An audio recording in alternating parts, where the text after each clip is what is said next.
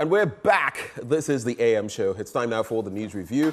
It's a power-packed panel, and we're going to cut right to the chase. Joining us, Afil Money is a former president of the Ghana Journalists Association. We have Vincent Eko Asefua. He's the old TAFO legislator. And we also have Edem Agbana, the NDC's parliamentary candidate for Ketu North. So someone who is in parliament, someone who wants to come into parliament, and someone who has no ambition at all. You can call him the neutralizer. Good morning, gentlemen. Good morning. Good morning. As for Edem, he's coming to parliament, definitely. Well, if you look at his but you know, surprises could happen. And Edem is not looking forward to any surprises in Ketu North. Forward to joining him. Yes. All right. So, gentlemen, you know the ground rules already. Let's keep it friendly. Sure. Let's keep it respectful and straight to the chase so we can do as much as possible.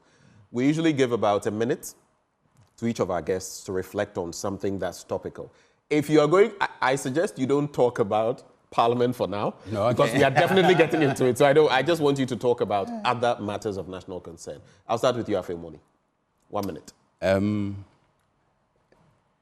A lot of things are happening. The news cycle, as dizzying as possible, one will expect.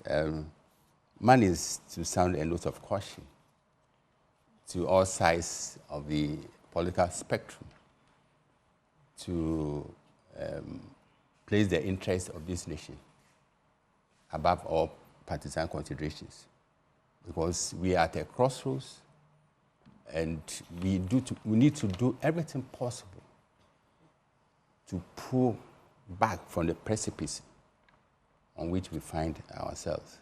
So this question goes to both the ruling party and the opposition, that anything untoward, anything which is dictated by their partisan interests against the supreme national interest will spell disaster for this nation. So this is a time for all sides, this is a time for all Ghanaians to subordinate their interests to the supreme national interest. And the supreme national interest contextually is peace, allowing democracy to flourish, and the will of the people to prevail on December 7th. Thank you very much. I'll come to you, Vincent. Well, let me say a very good morning to you and to your cherished viewers. I think that it's important to underscore the relevance of debate in the political discourse of every country. I would want to use this opportunity to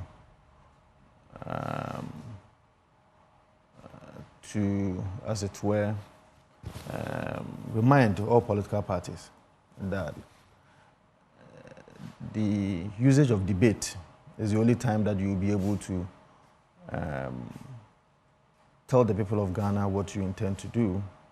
And so I've heard John Dramani Mahama, the former president of Ghana, saying that he's not going to debate anybody. But if you check the politics of the United States of America, you listen to both political parties and their candidates, it is a very good time that you could see, or you can see, that these parties are able to tell the people of the United States of America what they can do. I am expecting that same can be replicated here in Ghana. And so I'm looking forward to a debate, because I've seen that John Dramani Mahama is already running away from such a debate. But it's not too late. We still have about almost 2 months to the elections. The party may decide that this debate can let the people of Ghana know what he intends to do when he's given the opportunity to lead this country. So Dr. Mahamudu Bawumia is ready for a debate, as he's always been saying. In fact, the running mate of the New Patriotic Party is also ready for a debate. We are hoping that the NDC and all the other political parties will be ready for such a debate, because, as I said, that is the only way that we can tell our story. That is the only way that we can give hope to the people of Ghana that indeed, when given the opportunity to lead this country, we can actually manage the affairs of this country. So I wanted to use my 1 minute to underscore the relevance of debate in the political discourse of every country. All right. Sometimes I do follow up, so I'm going to do a follow-up on this very quickly. So 2 points. The other one, I'll read the former president's main response. But I want to find out from you, does the MPP's candidate, the Vice President, Dr. Mahmoud Bawumia, does he need a debate more? Well, because I'm asking that because, you know, even recently the President himself has said that yes, and, you know, there should be a debate and all of that, which I find rather curious. A lot of NPP stalwarts have spoken and said, oh, there is the need for a debate. That wasn't the rhetoric in 2012, 2016. There were some of these debates that were pushed forward, and the former president makes that point. Why the push now, especially when the former president also cites that, but the man who is calling for a debate now, the vice president, just a few years ago, when I wanted to debate Nana Addo Dankwa Akufo-Addo, he told me, he directed me to go and debate the Kayaye and other people. And I might as well just add, he says, I woke up this morning and saw a message from Nana Akufo-Addo asking why I'm refusing to debate Bawumia. Bawumia doesn't deserve a debate. He is losing the election, and I will not elevate him to my level by sitting to debate him. Well, your reaction? Well, so the level of the people of Ghana is Bawumia. So if that's what John Dramani Mahama is saying, that is okay. The people of Ghana are going to vote for Dr. Muhammadu Bawumia because John Dramani Mahama is saying that is their level. But the truth is that if you even check, once again, the United States of America, then there shouldn't be any debate in the US because almost all their issues, one way or the other, are already exhausted or whatsoever.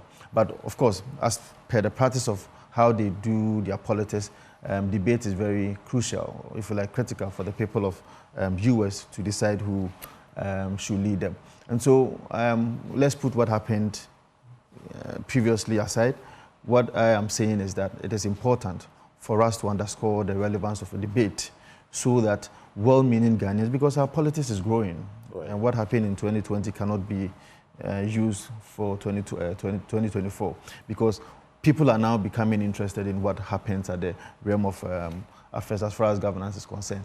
And so it is important for us to have a debate. If the two political parties, my brother Edem is here, if he's a former national executive of the party, I mean, we are here as young people to debate the issues of the country. I don't see why our leaders cannot also do the same. If they see it to be meaningful or reasonable, I think that John Dramani Mahama should accept that challenge so that he can have an opportunity to tell the people of Ghana what he thinks that he can do for them. So I know we've taken a bit of time. I want to come to you if you have any reactions on that, and then just quickly, whatever other point you want to make. But I also wanted to bring in that, you know, Trump, one of the debates, as far as I recall, he said he wouldn't participate. Yeah, I don't know whether... Yeah, the second one, he yes. And the other thing I know is that in the US, the jurisdiction you mentioned, they have a system where, so you know, ABC will do something, I think, is it CBS or something, and then sometimes, because recently there was the Fox News one, Fox. Which Kamala Harris was very aggressive in and all of that. They have certain parameters. I don't know whether we should get to the point where it is fixed, it is mandatory. If you're competing for this, you will do this rather than, oh, the IEA does it at some time. At other times, some people decide we will not do it. Some people decide we'll do it. But anyway, Eric, start from somewhere. Definitely get well, Benjamin, let me first say good morning to our cherished viewers across the country, and especially to the good people of Ketu North. Let me use your platform to say a big thank you to the chiefs and people of Ketu North for the support that they continue to give me and their warm reception. I am confident that by God's grace, I'm not only going to Parliament on December 7th with a victory, but with a very resounding victory of over 95%. And that is what myself, my branch executives, and hardworking constituency executives are working on. With my 1 minute, let me focus on something that is very, very dear to my heart. And I want to use this platform to show appreciation to Mrs. Lordina Mahama. She has been on the move and continues to extend her kind gestures and generosity to many communities. Not too long ago, she inaugurated a maternity ward for the people of Bole in the Savannah region. She refurbished the Nkuranza Health Center. And just 2 days ago, she was with me in Ketu North at Afipe to donate medical equipment and consumables to the Afipe Health Center. she did same at Hohwe in the morning of Tuesday. So I want to use this platform to show appreciation to her for her kind gestures. And for those of us who are campaigning in constituencies that we can consider as very rural constituencies, we know the impact of these donations. And so I want to use your platform to express my heartfelt appreciations to Mrs. Lordina Mahama and to thank her so much for responding to our request and donating such equipment and consumables to the Afife Health Center. It's our prayer that other health centers within Ketu North constituency will also benefit from her generosity after December 7th. All right. Let me just respond quickly to my brother Vincent. So quickly, because naturally, debates are not anything bad in democracy. They are not new in democracy. But you asked a very important question, whether or not Dr. Bawumia needs a debate more or needs a debate more than the NDC and the other political parties. And I saw clearly that he struggled to answer. But there is no debate about the December 7th elections because the metrics for measuring the performance of the two candidates or the two leading candidates in the race is the performance of the economy. President Mahama has been president before, he has been vice president before. We saw the health of the economy. Vice President Bawumia is the current chairperson for the economic management team. We can all experience conventionally, but he is. And he is the vice president and the flag bearer of the NPP. We can all experience the hardship in the economy. And so, if you are asking for a debate, what is new? What is it that Dr. Bawumia wants to say in a debate that he hasn't said before? Why, it was Dr. Bawumia who in 2016 put up all sorts of economic arguments and earned for himself the title Economic Wizkid, as his wife also described him. He told us then that if the management of the economy is bad, is poor, it is the exchange rate that will expose you. Today, what is the exchange rate? It has exposed him. So he doesn't need a debate to prove any points. He told us about inflation. Today, what is the rate of inflation? He told us in 2016 that for any economy that debt to GDP ratio was more than 50%, that economy is not sustainable. Today, under his administration, under his leadership, the debt to GDP ratio at a point even crossed 100%. We are at a point where unsustainable debt levels. Today. So your point, the point is that, like President Mahama said, President Mahama knows his level. Why would he want to elevate Dr. Bawumia to a level at this point in time when everybody knows that Dr. Bawumia will lose this election and lose miserably? We don't have time for side debates. Is that not demeaning the vice president? What is the meaning of? There is nothing more demeaning than the abysmal performance he has put up as vice president. All right. Thank you. Let's get into the stories. And I'll start this time with the Daily Graphic. I usually start last, but this time, because of the parliamentary story, I want to, because sometimes some of the other papers, the way they reflect the stories, I admit. So I want to do the Daily Graphic. Yes. And then we can get into other papers. Drama in Parliament. So the headlines. Drama in Parliament. Speaker declares 4 seats vacant, 2 NPP, 1 independent, and 1 NDC. Thrilling contest, the climax. Tertiary business sense challenge on October the 22nd. NPP, NDC set for Ayawaso West Wugon showdown. I don't know whether it's Kennedy Japan's kind of showdown. Codeo launches tabulation system for election monitoring. On the back page, organization calls on government to support sustainable agriculture and pig farmers to benefit from biogas systems. Should I forget, please remind me, I also want us at the tail end to talk about the fortunes of Ghana football, especially after Sudan, Ghana. So a lot of people have spoken. I've heard Charles Taylor, speak to this and all of that. So should I forget, please, gentlemen, remind me. But The Speaker of Parliament, Alban Sumana Kingsford Bagbin, yesterday declared 4 parliamentary seats vacant on the premise that the current occupants have defected by filing to contest the next elections on tickets different from what they represented in the current Parliament. So we are talking of Cynthia Morrison of the New Patriotic Party, Member of Parliament for Agbana West, Amenfi Central's MP Peter Yao Kwache Aka of the NDC, Suhum MP Kwejo Asante of the MPP, and Fomena MP Andre Siama Amwako, an independent MP. Pardon me to read a little so that we can dilate on it properly. The context is that it was triggered by former Minority Leader and Member of Parliament for Tamale South, Haruna Idrisu, and he cited Article 97G, so 97(1) G and H of the Constitution, but G is here, stating that a Member of Parliament shall vacate his seat in Parliament if he leaves the party of which he was a member at the time of his election to Parliament to join another party or seeks to remain in Parliament, and the key word there, remain in Parliament as an independent member. While Article 97H states that the member would forfeit his seat, quote, if he was elected a Member of Parliament as an independent candidate and joined a political party. And there are different variations of this happening currently. The Speaker gave his interpretation, and the basis was that following the provisions of 97(1) of the Constitution, he felt that, or he knew that on the face of the law, the members should vacate their seats. Quoting him, he says, the Speaker said that Article 97(1) G and H operated to prevent what the old school referred to as cross-carpeting or carpet crossing, as witnessed in the early legislative councils and parliaments of the Gold Coast and the Republic of Ghana, respectively. Gentlemen, your take on what, it's monumental, isn't it? We were discussing that this 8th Parliament has brought things that we've not seen before.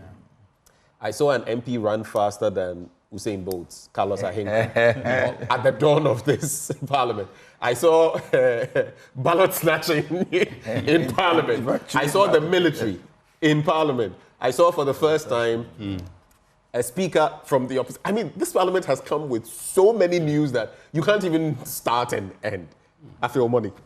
Let's start with you. What do you make of this decision of the Speaker?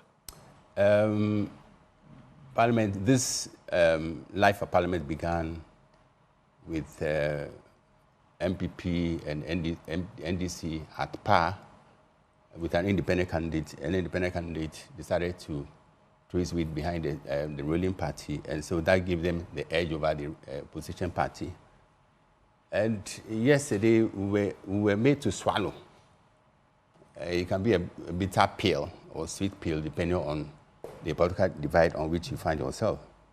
But I'll describe it as a really of tsunamic proportions. It's a rare tsunami from Parliament.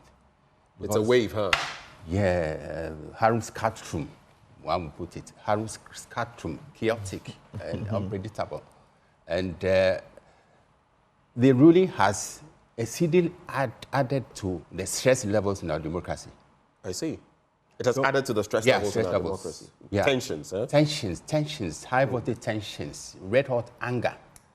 So my humble appeal to both sides, please put your jubilations on hold, put your lamentations on hold, and allow the Supreme Court to resolve this critical issue. Some people have said that is exactly where the problem is, citing Professor Aaron Michael Quay's ruling then and saying all these calls on the Apex Court sort of demean the legislature in a way because they are on par or at par. They are not subservient, but it appears people want to take all matters to court, and it appears that the power of the legislature is being truncated in a way. Do you agree with them? No, the expert tells us that this is a matter of interpretation. So the Speaker had it wrong in interpreting the decision by the 4 MPs to change their positions as far as the election 2024 is concerned. But we are not lawyers, and I believe the Supreme Court exists to put an interpretation to such matters. But our appeal to the Supreme Court is that, in fact, it would be presumptuous on our part to tell them what to do these are men of meticulous learning and experience as far as the law is concerned. But the minuscule expectation of fair-minded Ghanaians, as far as this case is concerned, is that the Supreme Court will come up with a verdict, which is ingrained in law and rooted in common sense. But that's the point. Yeah. You can pick the same law, and that's why you can have, on the bench, a panel, and you have decisions for and decisions against. Yeah. That's why there are obiters and the rest. And you would see the same legal luminaries, and they are not in agreement. The same letter of the law. So the decision outcome of the Supreme Court will compel acceptance by fair-minded Ghanaians, not partisan-minded Ghanaians, fair-minded Ghanaians.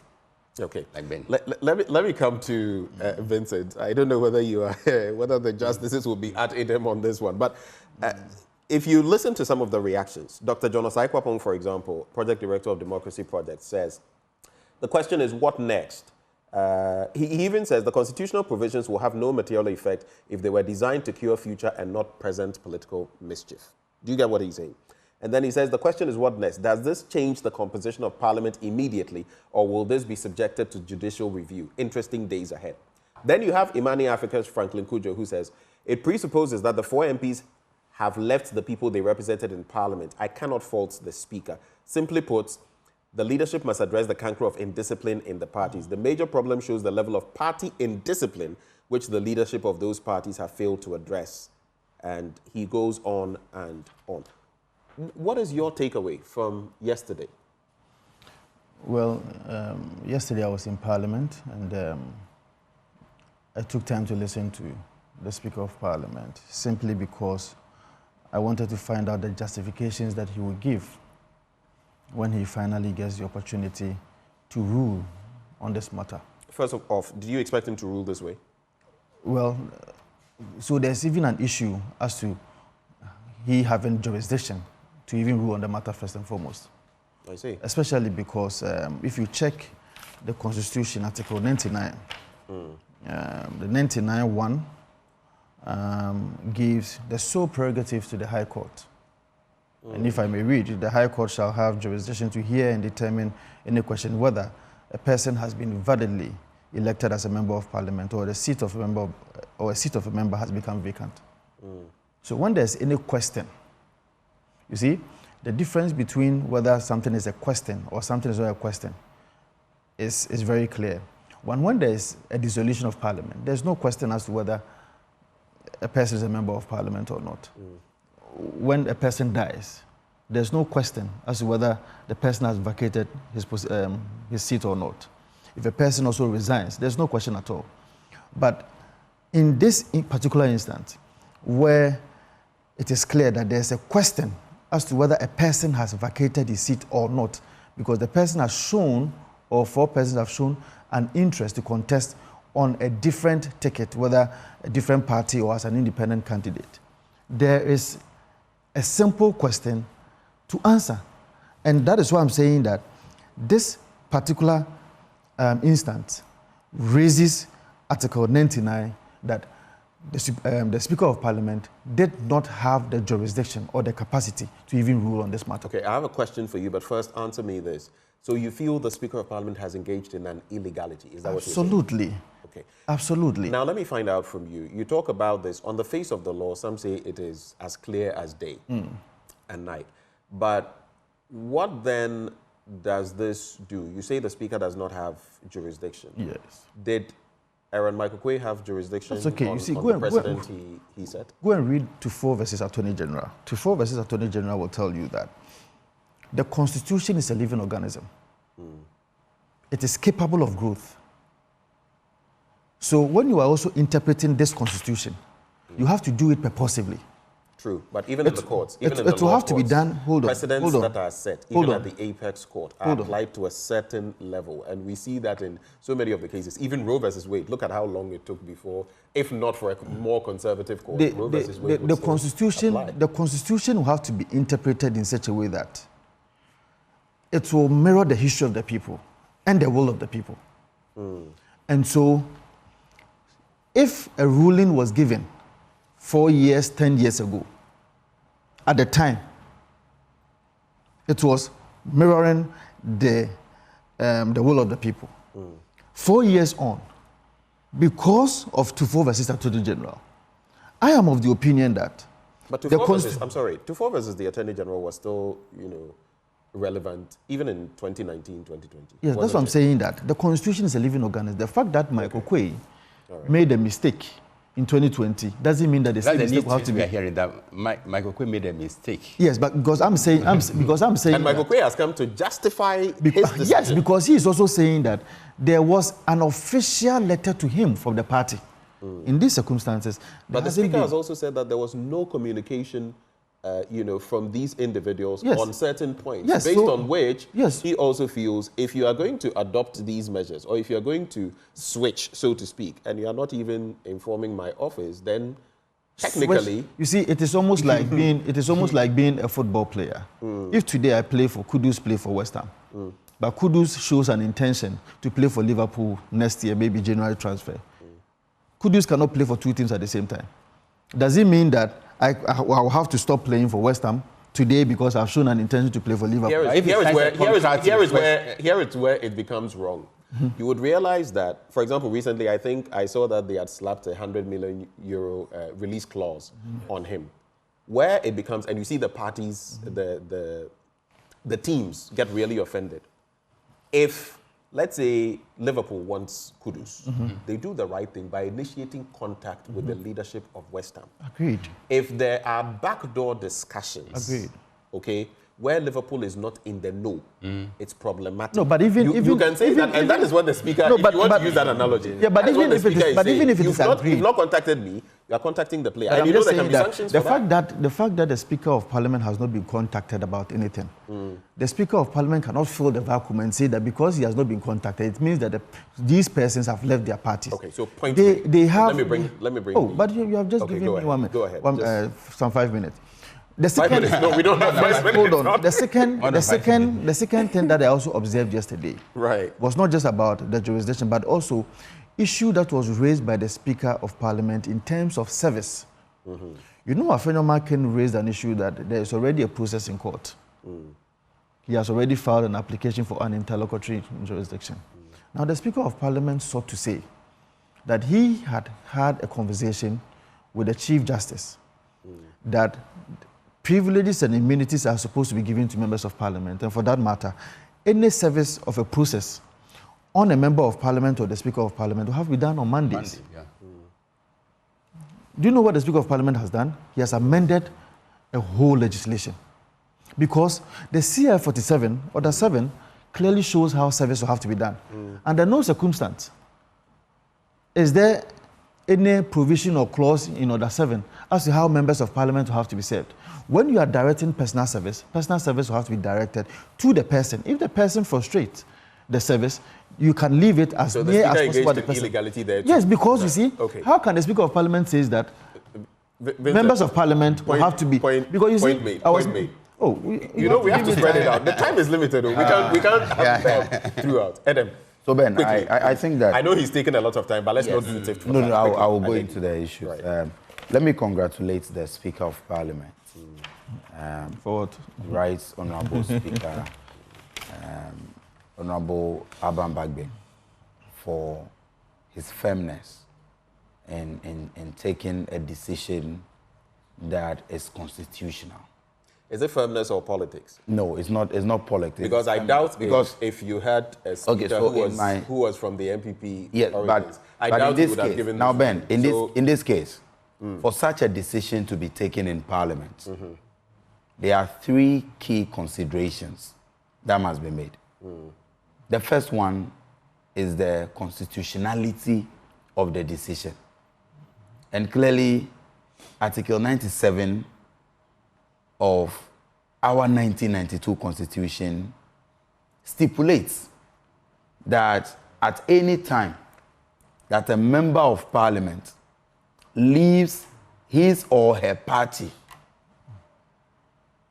on whose ticket the person enters Parliament, it is considered as having crossed carpet and you vacate your seat. It is there, Article 97. And this is not the first time members of parliament are moving from either party A to party B or independent to party A, and it has resulted in the vacation of their seats. So constitutionally, the decision is justified. Number two is about precedence. In 2020, the then Speaker of Parliament, the Right Honorable Aaron Michael Quay,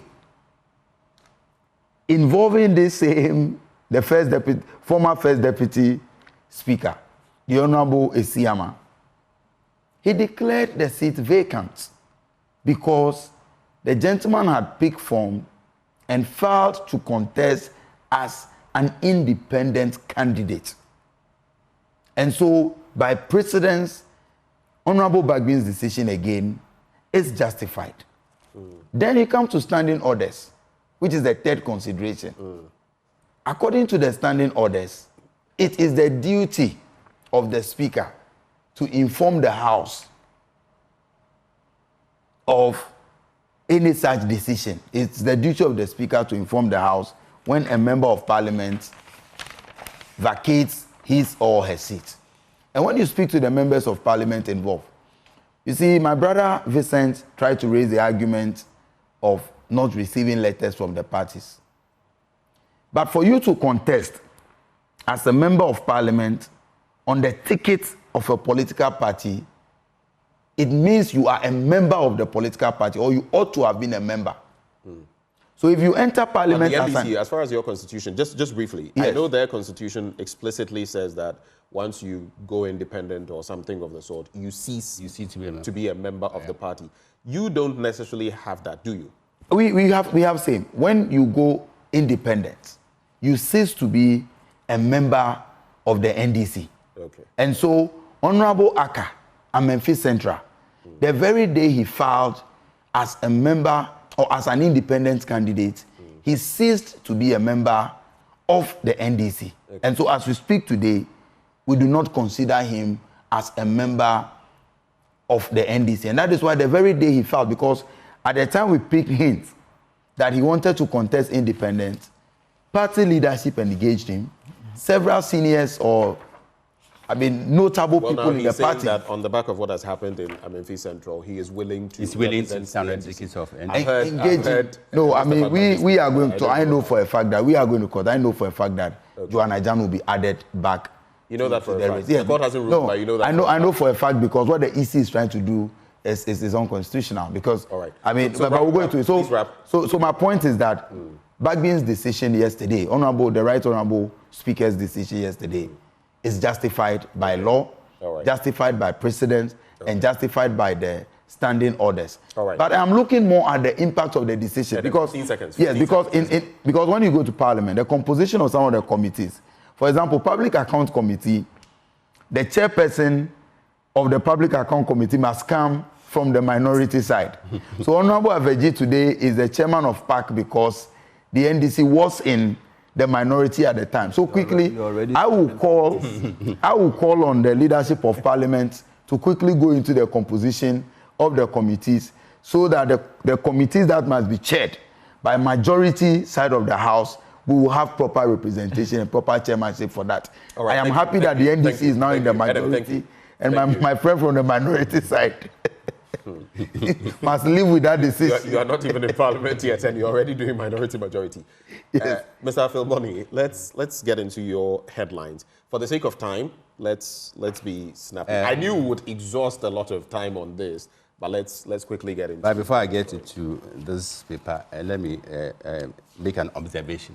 Okay. That around this time, newspapers of dubious quality and poisonous content are mushrooming. This is not in reference to this paper, but newspaper publishers, please take note, print packaging, take note to ensure that the newspapers which spring up these days meet certain basic standard in journalism. You're very right. And some of them you read, and they are sometimes very prominent ones, riddled with errors. And I intentionally correct some of them on air, because you can't have an editor and you see some of the things that... No, that's right.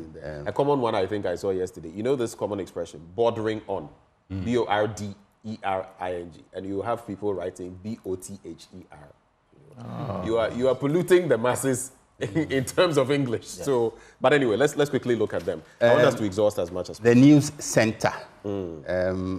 And the paper says all set for Ghana card rollouts globally, starting from Denmark on Tuesday. NHIS to cover 4 mental health diseases from November 1. Margin CEO challenges business leaders to shape economic policies. Wasa Isikuma chiefs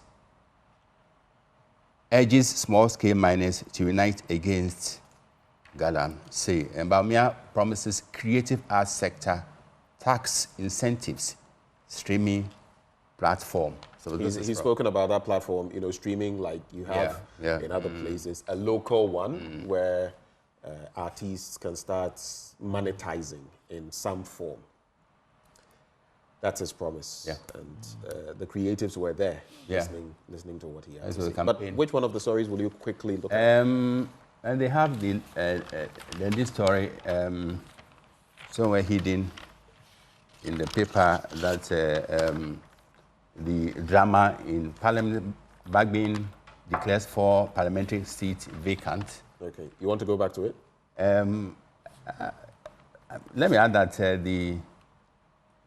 the tensions should die down. It's very difficult. And NDC's MPP naturally is saddled with angst. NDC is in a joyous mood. Yes. And we are appealing, and this is a very serious appeal, that the frazzled nerves should come down. Okay. Yeah, so that's... Anything else you're doing in there before we move on? And the Chamber's appeals to Ghanaians to ensure violence-free elections. This is very important because violence is such that once it happens, no one can determine how it will end. And that can also spell disaster for this country. And no one is immune from the effects of violence. So all should take note and not to act or in a manner which is serve as a magnet to attract violence and its consequences. All right, thank you very much. Echo. The custodian, Babin stirs uproar in Parliament. Baby mama seeks psychiatric tests on aspiring MP. And also, Shatawale and co. hail Bawumia's music industry plan. When you also take the publisher, you see, Kaswa baby mama demands psychiatric test on the Futu NDC candidate. Reality check. Backbench school should be a wake-up call for the sleeping MPP leadership and Akufo-Addo's overconfident executive. Shop attendant fingered for giving car keys to Salifu Amwakonskate. Joanna fights over EC over disqualification. Then the publisher, independent MP's case, Afenema can blast Backben. Futu NDC PC in marital scam. Baby mama drags him to court for psychiatric test. But so I'll deal with 2 issues. First and foremost with the Shatawale having an opportunity to ask Bawumia a question, and secondly, to also use this as an opportunity to respond to 1 or 2 things that my brother Edem said. Of course, it's also Backben stirs uproar. So, one, what Edem should know is that all other laws are subservient to the Constitution of Ghana. Yes. So, irrespective of what the law or a provision of any other law says, if it is inconsistent with the provision of the Constitution, to that extent of that inconsistency, the law is void. So whatever. And I think that is trite knowledge with the Constitution itself. Yes. Points out right from the start of the Constitution. Absolutely. So whatever the MPP Constitution says, for me at this juncture doesn't really matter. Okay. What matters is what the Constitution of the Republic of Ghana say. And 2, with respect to he talking about intention of the persons who are involved in this drama in Parliament. Edem, the point we have been making is that maybe today this whole issue is benefiting you, so you make arguments to that effect. But I don't see why I am representing the people of Otafu constituency. Then I decide to join another party in future. Then because I have shown an interest or have declared an intention to join another party in future because of that. You are saying that you are denying me my representation for the remainder of the term that I have. I have 2 months to go. So if I decide to join the NDC or go independent in future, why are you denying me representation from now to December? There are two things involved here, and I pose this question as well to some of the legal luminaries we've spoken to, but there are two things involved. You are right. On the one end, you are still representing the constituency, no matter what. So why should you be denied? Within that time frame, there are things maybe you could do, which now you may not be able to do. But on the other hand, one must also ask, take for example, Honorable Isiama, the Fomena MP. He came to power as an independent. Right. The NPP, those who were NPP rejected the NPP candidate. A lot of them joined whoever, in fact, some would say it was NPP members who voted for him to become an independent candidate. Right. In that sense, people who voted for him thinking a certain way. They did not want the NPP candidate, right? So if he now caucuses and says, okay, apart from caucusing, I'm now going to be on the ticket of the NPP. Is that really representative of what the people... Do you get my question? Is it representative of the people? He's doing so in future. He's doing so in future. Anyway. So it's the same people who now have to decide whether we are still going to vote for you as an NPP candidate or not. We voted for you as an independent candidate. It may be different that they are not going to vote for you as an independent candidate. So let's get into some other stories. Edem, Daily Guide. I didn't finish the Shatawale issue. You want to bring in the Shatawale issue briefly. So that's on the vice president had the opportunity to meet the creative industry, and I was happy to see how questions emanated from members of the creative industry. Dr. Muhammadu Bawumia had the opportunity to answer every question that was posed to him. You could see from the faces of the people who had the opportunity to meet him that indeed some of these questions that they asked were adequately answered. And so we hope that the creative industry is going to give Dr. Muhammadu Bawumia an opportunity to lead this country on the 7th December 2024. He was able to also espouse his vision for the creative industry, and also had the opportunity to talk about the things that the NPP government has done since 2017 till date, and more especially as far as the creative industry is concerned. He was also able to relate with the creative industry. I saw a video whereby Shatawale had to even point to Dr. Muhammadu Bawumia that this question will have to be answered in Pidgin. And I saw for the first time Dr. Muhammadu Bawumia speaking in Pidgin, telling the people of Ghana that his heart is with the street, and indeed his heart is with the street. Yeah, so the Daily Guide front page. Speaker kicks out 4 MPs. MPP boycotts Parliament. NDC fights EC over Memphis Central PC. Anti-LGBTQ bill. File defense in 7 days. Supreme Court to Parliament.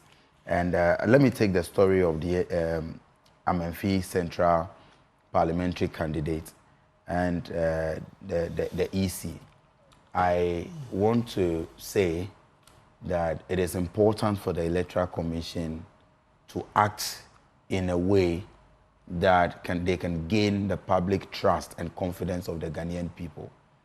When you consider all the facts involved in this case, and because it's a matter that is now before the court, I may not want to go into the merits of the case, but everything available, every information available to us points to the fact that the Electoral Commission is not acting right when it comes to the decision to disqualify Joanna Jan.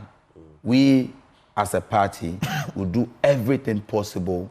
We are already in court, and we are fighting, and will continue to fight and ensure that justice is served appropriately, so that she'll be added to the race. She's the incoming MP for... What if you fail? Will you pick... No, I don't think we will fail, but when we get to that bridge, when we get to that bridge, we will cross it. But for the way some of you are sounding in the NDC, I listened to Edem Agbana, and I listened to what's his name? The Deputy General Secretary. Somehow I mentioned his name. Mustafa Bande. Yes. Mustafa Bande, and it was pretty ferocious. I thought you would take a cue from the Isiama, example in Fomena.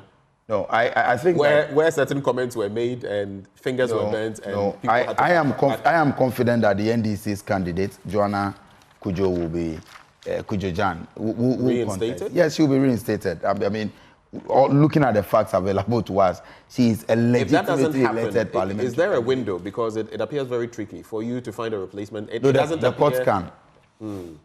The courts can, based on the issue. Okay. The courts can give an order for that. But you asked us to speak about the Black Stars and sports before. Let's go into that. Let me go into it. I am a sports fanatic. I am actually a football administrator. I even own a football academy. Okay. And so I am deeply involved in sports as much as I am in politics and other things. Where we are today, the entire sports fraternity, many things have gone wrong and many things are going wrong.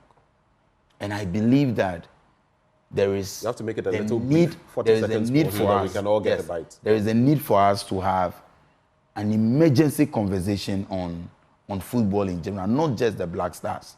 It is very embarrassing that in a group with Sudan, Angola, Ghana cannot qualify. The last time I checked, we were 7 points adrift. After the 2-0, I don't know. We have only 2 points. And Sudan needs just a point from the remaining 2 games to qualify ahead of Ghana. So all these matches that we have played, so not the solution is what? The solution is, one, for us to stop playing politics with football.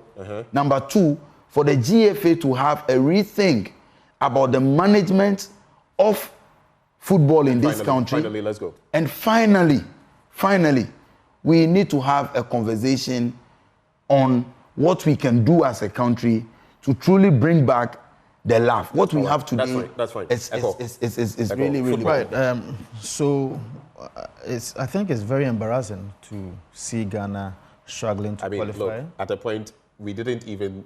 CAF was telling us that you don't even have the stadia. Yes, First time I'm hearing that. Then you are losing Poto. I mean, very, very what's going on? A time came that across the world, you could find Ghana on the table maybe around 16th or 30 something. Yeah. In Africa, we were doing so well that there were times that we were number 1, there were times that we were number 2. But today, even in Africa, I think we are doing woefully inadequate.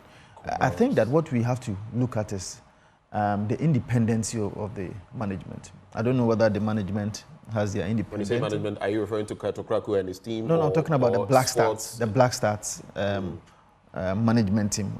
Those who manages the Black Stars. Okay. I think that there's lack of independency, and there's so much acrimony among the players. So much divisions, groups, and all those kind of things that it's impacting. The football. And I think we should have a look at that. Thank you. Afilmoni, final word. What beats the kern of understanding of most football fans? Ghana is a football nation. We are addicted to our football.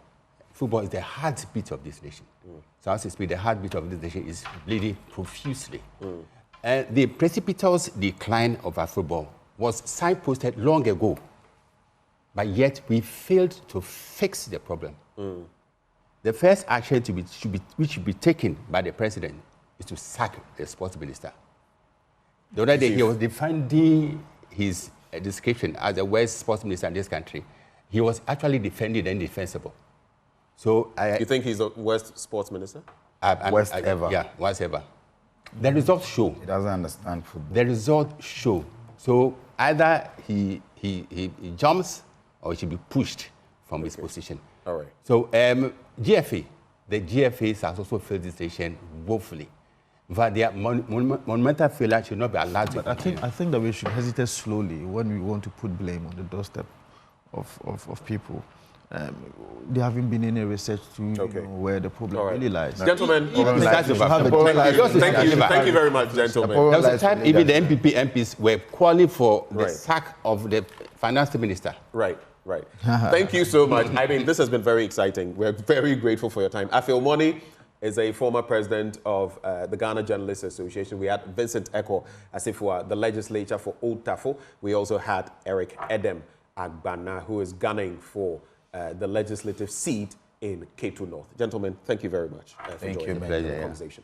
Before we veer into sports today, Medicas Hospital, a modern healthcare facility built with your recovery in mind, is calling. They have spacious wards built with your family in mind, a warm and caring pediatric unit built with your children in mind. And guess what? They've also assembled some of the brightest minds in medicine, led by Dr. Yawasafo, the drive-time doctor, to serve you. They are offering general medical services such as specialist services in plastic surgery, obstetrics and gynecology, child health, urology, psychiatry, that is mental health, and eye care as well. And they are also additionally offering a comprehensive medical diagnostic service encompassing endoscopies, medical laboratory services, x-rays and scans. And if you thought that was enough, there's more. It's a 24-hour pharmacy as well, ensuring that you receive efficacious, safe and affordable medicine. They are bringing to you the most powerful medicine of all, simple human kindness and empathy. And they are saying they take pride in holding themselves to the highest attainable standards. They accept all forms of payment, including from private health insurance companies. Locate Medicas Hospital at number 10 Kinto Street near Ashaleboche School Junction.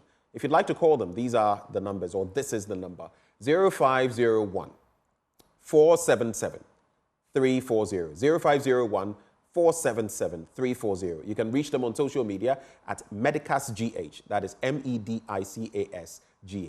Medicas Hospital, a place of healing. And speaking of which, I don't know whether you'll be healed by the sports up next, but yes, it's the Joy Sports Invitational, and there's an interaction with MacDan. They are going to be there at the Joy Sports Invitational. That conversation up next on the AM Show. Do stay.